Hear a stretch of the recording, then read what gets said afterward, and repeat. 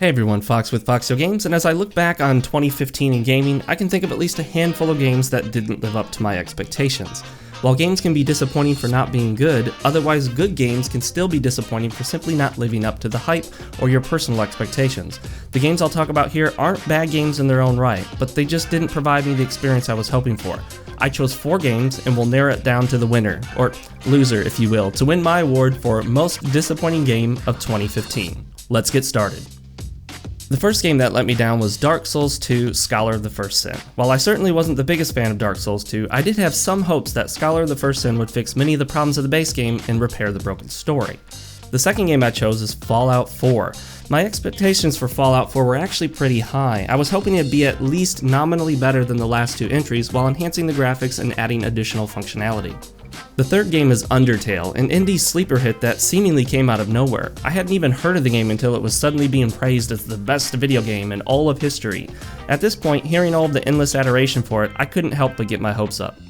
And my fourth and final game to add to the list is Xenoblade Chronicles X. There's no question that X had a lot to live up to, given that Xenoblade Chronicles on the Wii was lauded as the best JRPG of the last generation, and certainly deserves a spot in every top JRPG list. It's totally understandable that I would have huge expectations for the spiritual sequel on the Wii U. So let's narrow it down.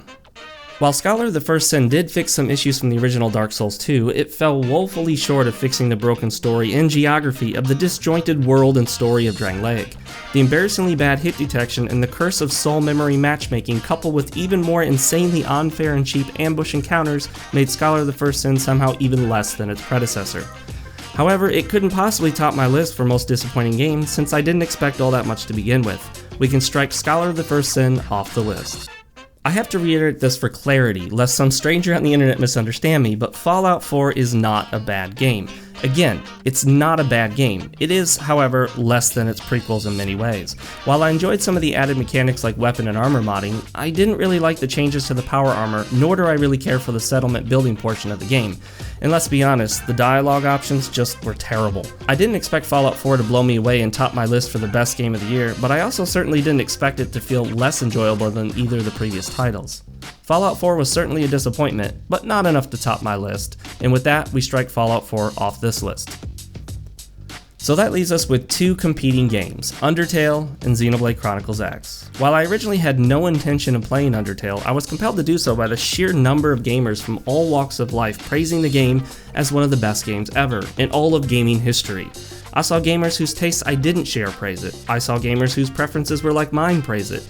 I saw gamers on all sides of various internet gaming debates and positions lauding Undertale as the most charming and endearing game they've played in a long time, if not of all time. So I launched Undertale and got started expecting that I would, at minimum, finish the game and look back fondly on the experience. You can only imagine my surprise when the game failed to capture my interest, and after several hours of time with the game, I just didn't feel like pushing through any more of it. I know that everyone is insisting that I absolutely have to finish it first in order to evaluate it, but a game shouldn't require completion before you get enjoyment out of it. I believe I should be enjoying the majority of a game, not forcing myself to slog through uninteresting hour after hour just to finally arrive at some sort of satisfaction. I found many of the puzzles just kind of mind-numbingly boring or slightly confusing until I figured it out, and then I figured it out. Puzzles in general just don't compel me to play a game. Make no mistake, I did not find Undertale to be a bad game, as it has some great elements like the music and writing, but it didn't compel me to keep playing. Xenoblade Chronicles X, on the other hand, provided me with endless hours of enjoyment, but that did not assuage the fact that the story and character development fell woefully short of its predecessor. The story starts out strong, then has a long, boring lull until the middle of the game, then again falls flat until about the very end. I kept myself entertained running around the game world and exploring the various corners of the planet in my mechs known as skells, but all the while I kept thinking of how disappointed I was by the story, characters, and character development. The main character being self-created was also unfortunate since you serve as nothing more than an empty vessel that just sort of watches the story unfold. And for most of the game, very little story is unfolding. I would be remiss without mentioning some of the absolutely terrible songs in the game. The song that plays in the city during the daytime qualifies without hyperbole as the most annoying song in a game I've ever encountered. I literally muted the game for long segments while running around in town just to avoid that horribly irritating song. There's a link in the description if you want to give it a listen. So what's the verdict? Which of these 2 games takes the award for my most disappointing game of 2015? Undertale really fell short for me, and I wasn't even compelled to finish it. I did finish Xenoblade Chronicles X, dropping over 85 hours into the game, but the story, characters, and music selection just can't be overlooked. Ultimately, my most disappointing game of 2015 has to go to Xenoblade Chronicles X.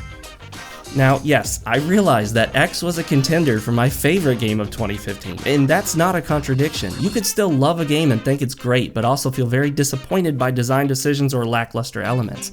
In the end, while I really enjoyed Xenoblade Chronicles X and don't regret buying it and spending over 85 hours in the game, it is unquestionably the most disappointing game I played in 2015. It utterly failed to live up to the story and characters of the first game, focusing more on gameplay and world design. I can only hope that the next entry in the series gets back to its JRPG roots and features interesting characters with far more engrossing storyline. And with that, guys, what were your most disappointing games of 2015? Do you share any of mine, or would you pick 4 different games? Let me know in the comment section below. Don't forget to check the video description for links to follow me on Facebook, Twitter, and Twitch. Give the video a like if you enjoyed watching it, and don't forget to subscribe before you leave. I'm Fox with FoxeoGames, and I'll see you around.